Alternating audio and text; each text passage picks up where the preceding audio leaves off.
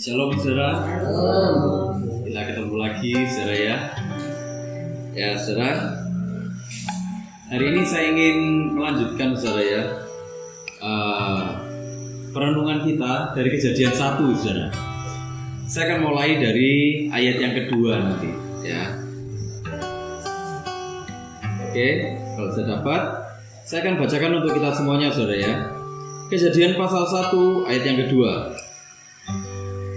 Bumi belum berbentuk dan kosong, gelap gulita menutupi samudera raya, dan roh Allah melayang-layang di atas permukaan air. Ya, jadi ini melanjutkan Kejadian 1 ayat 1. Pada mulanya Allah menciptakan langit dan bumi. Tapi langit dan buminya ini masih belum berbentuk, saudara. Ya, masih belum berbentuk, masih kosong. Nanti kita akan belajar sama-sama.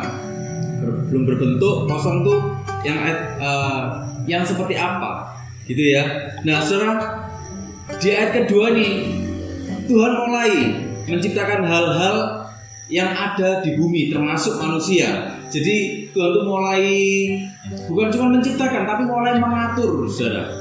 Mulai mengatur apa-apa yang ada di bumi. Kalau kita lihat, Tuhan menciptakan segala sesuatunya itu untuk apa? Untuk mendatangkan kebaikan. Ya, nanti kita akan sama-sama bahas, saudara.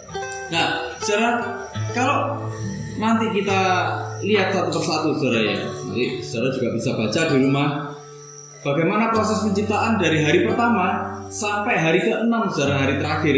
Itu Tuhan itu seperti mempersiapkan sebuah panggung, saudara. Seperti mempersiapkan sebuah karya seni dengan manusia nanti ada pada puncak penciptaannya, ya. Jadi diciptakan tuh urut semua. Sekarang kalau kita lihat bagaimana manusia itu diciptakan di hari terakhir, di urutan yang terakhir, waktu semuanya itu sudah lengkap. Manusia nggak diciptakan waktu Trump belum ada loh, saudara, ya kan? Manusia diciptakan, kalaupun Trump sudah ada, manusia nggak diciptakan jadi manusia waktu daratan itu belum ada, jadi masih air semua. Nah, memangnya manusia mau renang terus, ya kan? Kan enggak. Jadi manusia diciptakan waktu semuanya itu sudah ada, sudah komplit. Manusia diciptakan, ya. Manusia diciptakan. Nah, itulah kenapa saya berpikir, saya merenungkan bahwa Tuhan itu sebenarnya lagi menciptakan sebuah karya. Saudara, saya kalau bikin diorama, saudara ya, saya bikin diorama atau saya ngeset akuarium gitu, saudara ya, saya siapkan dulu kan. Nah, kalau Tuhan itu bedanya gini, dari ketiadaan Tuhan itu menciptakan. Kalau saya membuat dari apa yang ada, kadang-kadang saya menyesuaikan dengan apa yang ada. Kalau saya bikin diorama misalnya saya bikin diorama desa, ada garasi di desa, gitu ya. Saya persiapkan apa-apa yang butuh, gitu ya. Apa-apa yang dibutuhkan. Nanti ini urutannya bikinnya yang mana dulu? Oh, saya harus bikin ininya dulu, harus bikin setting tanahnya dulu, ya kan? Harus bikin setting tanahnya dulu. Setelah tanahnya selesai, saya mulai masukkan unsur batu-batuan. Setelah mulai masukkan unsur batu-batuan, mana lagi yang saya masukkan? Oh, dicat. Habis dicat, oh, saya mulai masukkan unsur rumput di sana. Nah, itu juga kayak gitu. Ya, diciptakan sampai titik puncaknya ada pada waktu menciptakan manusia. Ya, sama kayak di teater juga gitu. Ada urut-urutannya semua. Mana yang keluar duluan? Ya kan? Mana yang keluar duluan? Setelah ini urutannya apa lagi? Terakhir nanti, wah ini lakon menang Kerry, gitu saudara ya. Lakon keluarnya terakhir, lakon keluarnya yang paling megah, yang paling bagus nanti. Nah, kayak gitu. Jadi itulah caranya Tuhan menciptakan. Semua itu sesuai dengan sifatnya, gitu loh. Semua sesuai dengan sifatnya. Saudara, waktu saya bikin diorama, saudara. Waktu saya bikin diorama, orang selalu ngomong diorama yang saya bikin itu apa? Kesannya tenang, gitu loh. Kesannya adem, gitu. Nah, ada orang yang bikin diorama gitu ya. Kesannya selalu apa? Kesannya meriah. Ada yang kayak gitu. Semua itu tergantung sama sifatnya. Semua tergantung sama karakternya. Nah, itulah kenapa nanti kita bisa lihat bagaimana waktu Tuhan melihat, lalu ia melihat semuanya itu baik. Lalu ia melihat bahwa semuanya itu baik. Ya, semua itu tergantung sama karakternya. Nah, bayangkan Allah yang Maha Kuasa, Allah yang Maha Besar, Allah yang penuh kasih, ya, Dia membuat sebuah karya seni. Kira-kira bagaimana hasil karya seninya? Nah, gitu loh saudara. Ya, kira-kira bagaimana nanti hasil karya seninya? Apakah karya seninya mengecewakan? Apakah bahkan di dunia yang tidak sempurna ini sekarang, karena manusia jatuh dalam dosa, karya seninya ini jadi apa? Hilang artinya gitu aja? Enggak. Ya, kita akan sama-sama belajar. Nah, saudara, dikatakan gini, bumi belum berbentuk dan kosong, gelap gulita menutupi samudera raya. Bumi belum berbentuk. Belum berbentuk itu artinya gini, nggak beraturan, saudara. Kacau, gitu ya. Bahasa Ibraninya tohu. Ya, jadi dia itu belum berbentuk, kacau. Jadi di awal, pada mulanya Allah menciptakan langit dan bumi. Nah, begitu diciptakan, tapi buminya ini masih belum berbentuk, masih kacau, nggak ada bentuknya sama sekali, kacau, nggak memiliki bentuk. Kemudian dia kosong. Kosong ini apa? Bohu ini apa? Hampa. Nggak ada isinya apa-apa sama sekali, bener-bener hampa. Jadi bumi waktu itu dilukiskan sebagai bener-bener tandus, kacau, ya, terus gelap gulita, nggak ada apa-apanya sama sekali, kosong sama sekali. Itulah kenapa terus ada dibilang roh Allah melayang-layang di atas permukaan air. Jadi roh Allah melayang-layang di atas permukaan air itu menunjukkan gini, saudara. Itu lambang dari kehadiran Allah di atas muka bumi. Jadi itu lambang kehadiran Allah yang menyentuh, yang mengusap. Jadi ini misal bumi, saudara ya. Ini misal saya Tuhannya nih. Ini misal bumi melayang-layang di atas gini. Jadi saya gini. Ini saudara. Jadi saya gini kan. Ini memang masih belum ada bentuknya, kacau. Tapi tetap saya gini kan, saudara. Seperti induk yang lagi mengerami telurnya, lagi nunggu, ya, lagi nunggu kapan ini netesnya, gitu. Tapi kalau Tuhan, Dia sedang menanti waktu yang tepat untuk apa? Untuk berkreasi dengan ini, gitu loh. Jadi diginikan, saudara. Sekalipun kacau kelihatannya, tapi tidak benar-benar kacau, gitu ya. Jadi ini ekspresi sebenarnya waktu roh Allah melayang-layang di atas permukaan air itu ekspresi yang penuh kasih dari Tuhan. Karena memang karakternya kasih, sifatnya Dia ini kasih, gitu loh. Sifatnya penuh kebaikan. Itulah kenapa nanti kita bisa lihat semuanya itu baik, semuanya itu baik, semuanya itu baik, semuanya itu baik. Ya. Jadi rencananya Tuhan waktu itu di ayat kedua ini dimulai. Rencananya Tuhan, pengaturannya Tuhan, dan pemeliharaannya Tuhan kepada manusia itu dimulai. Kita kalau belum tercipta ya kita nggak tahu, gitu loh. Manusia nggak tahu bagaimana Tuhan memelihara, ya kan? Kita kalau belum memahami karakternya Tuhan, belum memahami sifatnya Tuhan, kita nggak tahu kalau Tuhan itu memelihara kita, gitu loh. Ya, tapi disinilah rencana dan pengaturan Allah bagi pemeliharaan manusia itu dimulai. Sentuhannya dimulai, ya, sentuhannya dimulai. Jadi Tuhan mulai mengatur semua dalam kasih-Nya. Itulah kenapa diurut sama Tuhan. Di hari pertama Tuhan ciptakan apa, saudara? Di hari pertama Tuhan bilang jadilah terang, ya kan? Jadilah terang, diurut semua. Jadi manusia nggak diciptakan di hari pertama, saudara. Di hari kedua dibilang apa? Jadilah cakrawala. Ya, di hari ketiga dibilang apa? Hendaklah segala air yang di bawah langit berkumpul pada satu tempat sehingga kelihatan yang kering, menciptakan daratan. Hari keempat diciptakan apa? Hendaklah hari ketiga diciptakan ini lagi, hendaklah tanah menumbuhkan tunas-tunas muda dan seterusnya.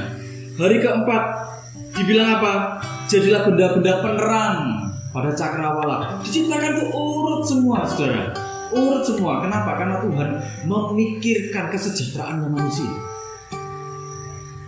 Tuhan tuh benar-benar memikirkan bagaimana manusia itu harus hidup, saudara. Jadi nggak sembarang diciptakan. Kita kalau menciptakan sesuatu kadang-kadang masih kelihatan ngawur ya, saudara ya. Bener nggak? Saya kadang-kadang kalau ketemu orang nyeting kolam misalnya, saudara, nyeting kolam untuk ikannya, untuk ikan koki misalnya, ketemu orang nyeting kolamnya ini, saudara ya. Saudara tahu, ini filternya belum jadi, ikannya udah masuk duluan, saudara. Apa yang terjadi? Ikannya cuma tahan 2 hari, saudara. Untung masih tahan 2 hari. Nggak dalam berapa jam ikannya mati, gitu loh. Itu yang terjadi. Kita kadang-kadang manusia itu dalam ketidaksempurnaan, dalam ketidakmengetahuan kita, kadang-kadang kita berkarya pun itu masih ada ngawurnya, masih ada kelirunya. Tapi Tuhan tidak. Dia maha tahu, dia maha kuasa, dia maha kasih, dia maha baik, dan dia lakukan itu semuanya. Kelihatan dari karyanya, kelihatan dari bagaimana caranya dia memperhitungkan proses penciptaannya. Dia nggak menciptakan ini dulu, tumbuh-tumbuhan dulu diciptakan, baru terang diciptakan belakangan, enggak. Ya, kalau kita lihat sistematis sekali bagaimana Tuhan itu menciptakan. Ya kan? Kenapa? Karena ini kreasi puncaknya ini, manusia ini dipikirkan bagaimana dia harus hidup. Saudara, saya kalau bikin ini, saya waktu nyeting kolam atau nyeting akuarium, saudara, saya pikirkan ikan apa yang bakal hidup nanti di sini. Kalau saya sudah tahu kira-kira ikan apa yang bakal hidup, saya setting akuariumnya sesuai dengan habitat ikannya, gitu loh, saudara. Jadi, ini misalnya ikan ini ikannya bukan ikan-ikan yang agresif. Oke, saya kasih teman-teman yang sesama nggak ikan agresif, gitu saja. Ikannya ini ikan-ikan yang dia hidupnya tuh di tempat yang dia suka banyak tanaman, tempat-tempat sembunyi. Saya kasih tanaman-tanaman sebelum masukkan ikannya. Saya taruh tanaman-tanaman, tempatnya dia bisa main, tempatnya dia bisa sembunyi-sembunyi. Setelah semuanya masuk, saya biarkan dulu airnya sirkulasi sampai beberapa lama, saya biarkan sampai itu nanti airnya jadi, airnya tua. Begitu airnya siap, ikan saya masukkan. Apa yang terjadi? Ikannya hidup sampai hari ini. Nah itu, jadi kita yang manusia aja memikirkan seperti itu, apalagi Tuhan. Gitu loh. Jadi Tuhan ini, saudara, memikirkan semuanya, dipikir, saudara. Detail dia pikir, ya. Tapi itulah, saudara, Tuhan menciptakan fokus pada manusia, karena manusia ini akan jadi cerminan kemuliaan Tuhan. Tapi manusia nggak boleh fokus pada dirinya sendiri. Waktu manusia fokus pada dirinya sendiri, apa yang terjadi? Manusia jatuh dalam dosa, ya kan? Waktu Adam dan Hawa, mereka berpikir ingin menjadi seperti Allah, mereka fokus pada dirinya sendiri, apa yang terjadi? Maka kacaulah semuanya, ya. Manusia jatuh dalam dosa, dunia rusak, ya kan, saudara? Saudara, kalau kita lihat di sini, manusia dikasih makan apa, saudara, sama Tuhan? Apa manusia dikasih makan daging? Enggak, saudara. Manusia enggak dikasih makan daging. Manusia dikasih makan apa di sini? Tumbuh-tumbuhan, buah-buahan. Dikasih sama Tuhan di sini. Jadi awalnya, saudara, manusia itu bukan pemakan daging, saudara. Ya, bahkan binatang-binatang semuanya makan apa? Makan tumbuh-tumbuhan, saudara. Gitu loh. Kapan manusia mulai makan daging? Setelah jatuh dalam, artinya apa? Dosa itu merusak tatanan, gitu loh, saudara. Ya, itulah kenapa Tuhan menciptakan segala sesuatu, memikirkan bagaimana manusia harus hidup. Tapi manusia yang dipikirkan Tuhan ini nggak boleh memikirkan dirinya sendiri. Ya, itu hal lain yang menurut saya menarik, saudara. Dalam kekacauan, dalam kehampaan, saudara bisa lihat bagaimana ini belum berbentuk, ya, belum berbentuk, tapi sama Tuhan Roh Allah melayang-layang di sini. Jadi kayak dierami gini. Saudara pernah lihat ayam anggrek nggak, saudara? Pernah lihat nggak, saudara? Saya dulu piara ayam, saudara ya. Saya dulu piara ayam. Kalau ayamnya tuh sudah mulai bertelur gitu, saudara. Saya ngeliat, ini kalau telurnya agak keluar dikit gini, saudara ya. Itu sama dia dicucui gini, saudara. Dicucui. Diambil gini pakai cucuknya, dimasukkan ke bawah. Ini lagi sayapnya lagi dianggremi gini lagi. Kenapa? Dia memastikan supaya telurnya ini bisa netes. Dia memastikan telurnya ini netes dengan sehat. Gitu loh, saudara. Itu instingnya induk ayam loh, saudara. Apalagi Tuhan, dia memikirkan bukan cuma supaya netes, tapi dia memikirkan supaya waktu tercipta semuanya baik. Baiknya seperti apa? Nah, nanti kita akan belajar. Saudara, kekacauan, kehampaan, ketiadaan tadi artinya apa? Semuanya tunduk kepada Allah. Ya, kasihnya itu apa? Sempurna. Jadi artinya apa, saudara? Kekacauan yang ada, yang kelihatannya itu benar-benar kacau, sebenarnya itu tidak benar-benar kacau. Kenapa? Karena tetap ada di dalam kendalinya Tuhan. Dianggremi, saudara. Dianggremi, dierami. Bahasa Indonesianya, ya, tetap dimasukkan. Jadi ini misalnya mau gelondong keluar gini, saudara ya, mau gelondong keluar, ditarik lagi masuk, dierami, aman. Jadi sebenarnya dia tidak benar-benar kacau. Kalaupun kita merasa hari ini bahwa ada kekacauan ada di dalam hidup kita, sebenarnya hidup kita tidak benar-benar kacau. Karena semuanya masih ada di dalam kendali Tuhan. Ya, itulah kenapa Roh Allah yang melayang-layang itu menunjukkan semua tetap ada dalam kendali Tuhan. Hanya menunggu waktunya, gitu ya. Pada waktunya Allah akan mengatur semuanya. Seperti tadi diatur urut-urutannya semua. Itulah kenapa kita selalu nemu jalan. Itulah kenapa nggak pernah kita ada dalam keadaan yang stagnasi sampai selama-lamanya. Itulah kenapa selalu ada pertolongan demi pertolongan. Ya, saudara ya, semuanya diatur sesuai dengan rencananya, sesuai dengan kemuliaannya, sesuai dengan sifat-sifat Tuhan.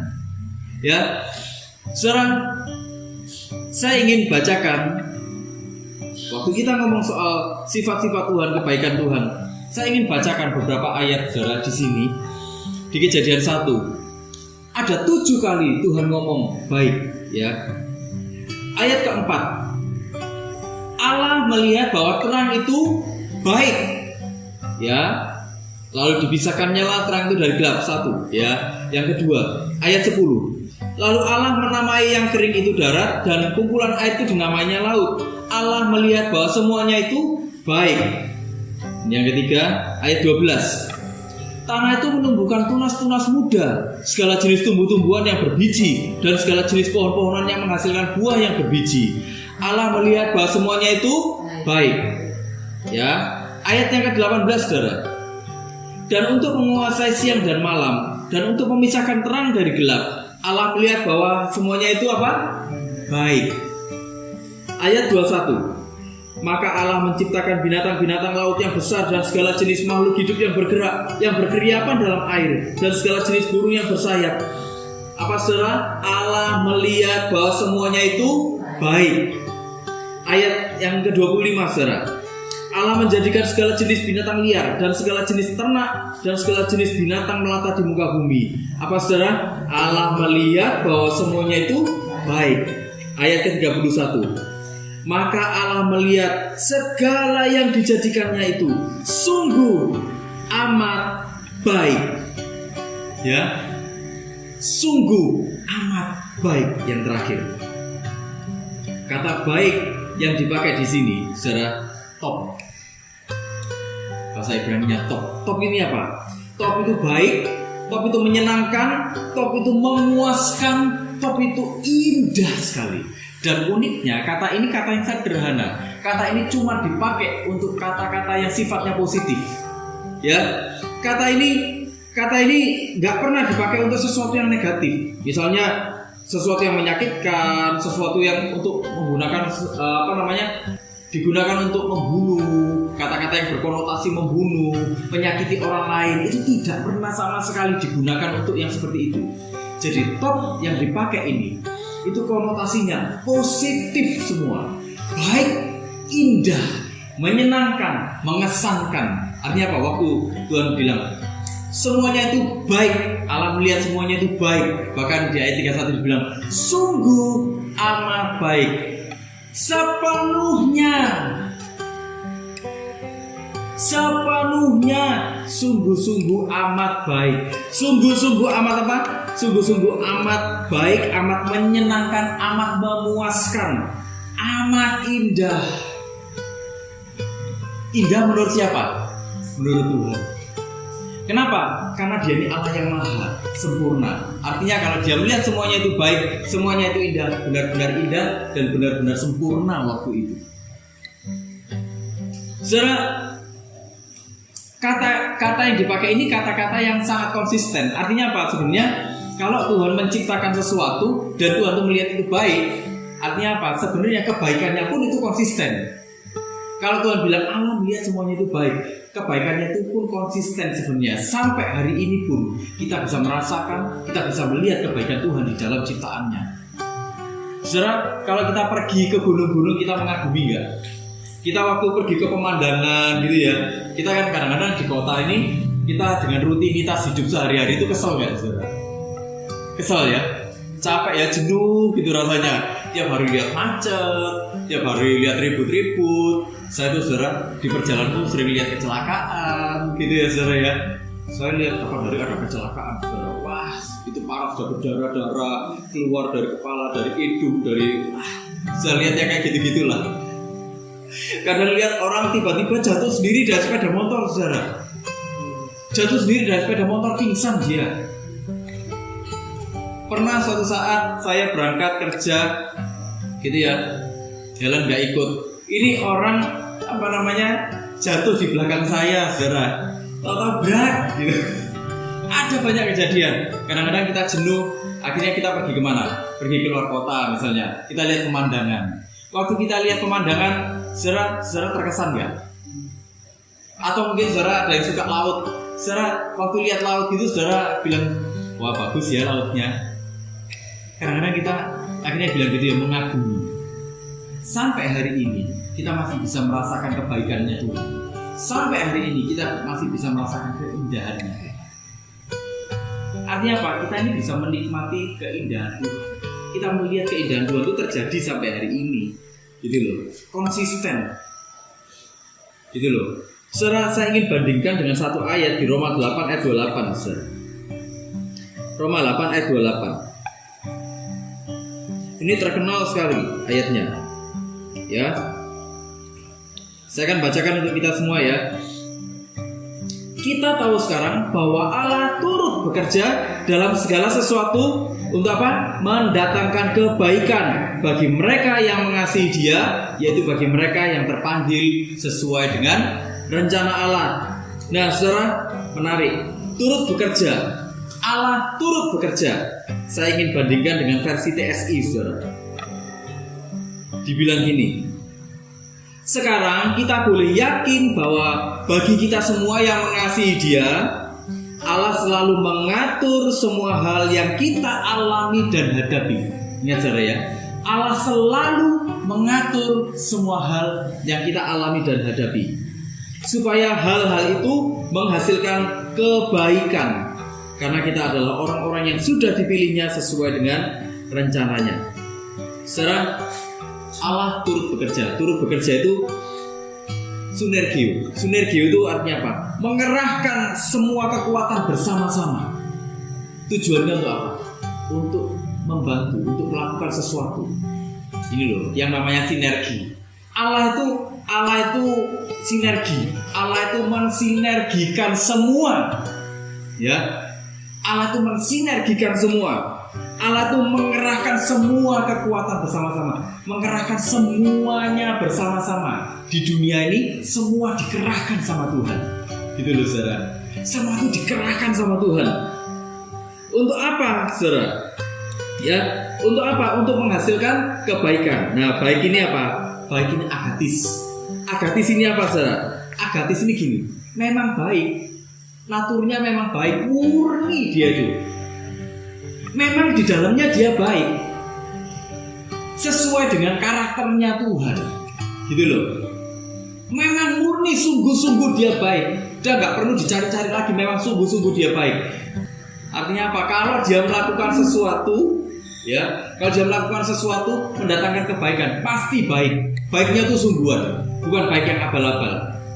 Gitu. Karena di dalamnya itu memang baik, naturnya, alaminya memang baik. Alaminya tadi apa, saudara? Ya, kalau tadi di Kejadian 1, alaminya itu apa? Baik, menyenangkan, memuaskan, indah. Artinya apa? Kalau Tuhan mengerahkan segala sesuatu di sini, saudara, ya, di bumi ini mengerahkan segala sesuatu bagi orang-orang yang mengasihi Dia. Tujuannya untuk apa?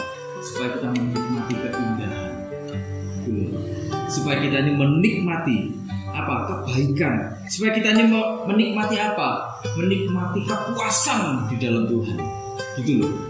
Itulah kenapa semua yang terjadi, yang diizinkan Allah terjadi, sesungguhnya Allah mengerjakan, menyatukan semuanya untuk apa? Untuk menyatakan kasih-Nya, untuk menghadirkan kasih-Nya di dalam hidup kita. Jadi kita tuh bisa gini, kasih Allah tuh gak awang-awang lagi, gitu loh, saudara. Kenapa? Karena kita sungguh-sungguh merasakan, iya ya, Tuhan itu ternyata baik. Saudara bisa merasakan Tuhan itu baik dari mana? Ayo, dari mana Tuhan itu? Dari mana saudara bisa tahu kalau Tuhan itu baik? Ayo, sekarang saya coba tanya. Saudara, Tuhan itu baik? Baik. Tahu dari mana saudara kalau Tuhan itu baik? Tahu dari mana? Penyataannya. Saudara, saya mau katakan ini, itulah yang namanya pengalaman pribadi dengan Tuhan. Ya, pengalaman pribadi dengan Tuhan. Jadi pengalaman pribadi dengan Tuhan itu unik, gitu loh. Kita mengalami sendiri penyertaan Tuhan. Benar katanya Pak Bil tadi, ada penyertaan Tuhan, tapi kita mengalami, benar-benar kita mengalami bagaimana kita ada di dalam kesesakan lalu kita ditolong sama Tuhan misalnya. Bagaimana kita ada dalam sesuatu yang nggak mungkin, tapi ternyata Tuhan membuat segala sesuatunya jadi mungkin. Kita berpikir, iya ya, memang Tuhan itu menolong kita. Memang Tuhan itu ada, memang Tuhan itu ajaib. Atau mungkin kita nggak mengalami yang seperti itu, tapi hati kita berkobar-kobar, kita bisa melalui semuanya itu. Ya, nah yang seperti itu loh, saudara, kita mengalami kekuatan. Itulah Tuhan itu sebenarnya sedang mengatur segala sesuatunya untuk apa? Untuk menghadirkan, untuk menyatakan kasih-Nya, supaya kita tahu bahwa kasih Tuhan itu bukan lagi di awang-awang, tapi kasih Tuhan itu sungguh-sungguh bisa kita alami. Gitu loh. Tuhan kita tuh bukan Tuhan yang di awang-awang, tapi Tuhan kita tuh terlibat sungguh-sungguh di dalam kehidupan kita. Gitu loh. Bayangkan Allah mensinergikan segala sesuatu, bahkan waktu itu penderitaan, bahkan waktu itu kesusahan, itu disinergikan sama Tuhan supaya kita bisa mengalami keindahan, saudara.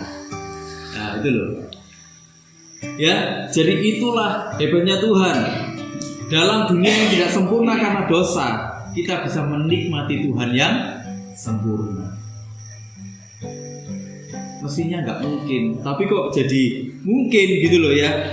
Ada orang yang mengalami Tuhan dengan cara apa? Dia disembuhkan. Ada orang yang mengalami Tuhan dengan cara apa? Dia memang nggak sembuh, tapi dia bisa melewati sakit penyakitnya ini. Hidup berdampingan dengan sakit penyakitnya dengan kekuatan dari Tuhan. Ya, jadi ada penyertaan yang luar biasa. Itulah kenapa di dalam dunia yang tidak sempurna kita menikmati Allah yang sempurna. Betapa indah, baik, menyenangkan Tuhan itu. Sempurna kasih-Nya. Nah, kita tarik kembali, kondisi tidak bisa mengalahkan kasih Tuhan. Ya saudara ya, kondisi tidak bisa menentukan arah hidup kita. Yang menentukan arah hidup kita siapa? Tuhan. Karena bahkan di dalam kekacauan tadi, seperti gini saudara, dialami seperti ini. Artinya apa? Saudara, kalau kita merasa hidup kita kacau, sebenarnya tidak benar-benar kacau itu. Ayo kita datang kembali sama Tuhan. Kenapa? Karena gini, sebenarnya kalau kita kembali ke Roma 8 ayat 28, hanya orang yang hidup bergaul dengan Allah yang akan melihat, yang akan merasakan, yang akan hidup di dalam kasih Allah. Dia sungguh-sungguh akan menikmati kesenangan itu. Dia sungguh-sungguh akan menikmati penyertaan Tuhan. Dia sungguh-sungguh akan menikmati kasih Tuhan, menikmati pribadinya. Gitu loh. Jadi itulah saudara, kalau kita renung-renungkan tentang bagaimana proses penciptaan ini saudara, kita bisa melihat bagaimana sebenarnya Tuhan itu sungguh-sungguh memikirkan hidup kita semua. Saudara, apapun yang kita hadapi hari-hari ini, mungkin orang bilang segala sesuatu berat. Mungkin orang bilang, oh tahun depan lebih berat lagi, karena ini nggak pasti, gitu loh. Tahun depan tahun politik lagi, segala sesuatu nggak pasti. Tapi bagi Tuhan tidak ada yang tidak pasti. Bagi Tuhan tidak ada yang kacau. Bagi Tuhan segala sesuatunya tuh pasti. Kekacauan aja sama Tuhan dirami kayak gini, dia nggak bisa lebih kacau lagi. Semua tetap ada batasnya, gitu loh. Sampai waktunya Tuhan mengkreasikan semuanya. Nah, saudara, ayo kita sungguh-sungguh datang kepada Tuhan, sungguh-sungguh menikmati Tuhan. Kenapa? Karena saya ingin kasih tahu untuk kita semuanya, Tuhan sungguh-sungguh memikirkan kita. Tuhan tuh gak pernah meninggalkan kita. Bayangkan, manusia ini saudara diciptakan di hari ke-6, di saat-saat yang terakhir. Diciptakan bukan dengan Tuhan tuh berfirman gini, jadilah manusia, enggak. Tuhan menciptakan serupa dan segambar dengannya, ya. Lalu dihembusi nafas kehidupan. Bayangkan betapa spesialnya kita ini di hadapan Tuhan, saudara. Betapa berartinya kita semua di hadapan Tuhan. Amin, saudara. Jangan pernah menyerah, jangan pernah takut dengan kehidupan. Kenapa? Karena ada Tuhan yang menciptakan semua, yang mensinergikan semuanya, supaya kita merasakan keindahan Tuhan, kebaikan Tuhan, merasakan kekuasaan dari Tuhan. Amin, saudara. Semuanya baik di dalam Tuhan. Yuk kita sama-sama berdoa, saudara. Dengan kasih sayangmu memberi